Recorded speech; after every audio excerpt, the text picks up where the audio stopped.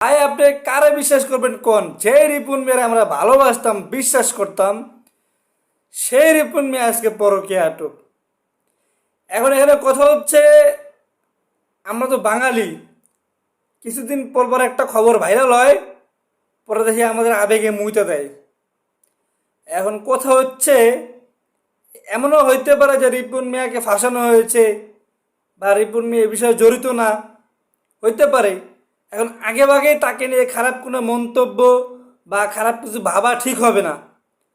যেহেতু তাকে থানায় আটক করা হয়েছে, জিজ্ঞাসাবাদ হবে, বিষয়টা সুষ্ঠু তদন্ত হবে, তারপরে আমরা বুঝতে পারবো যে আসলে এখানে বিষয়টা কি, যে আসলে কি রিপন মিয়া দোষী না তাকে ফাঁসানো হয়েছে।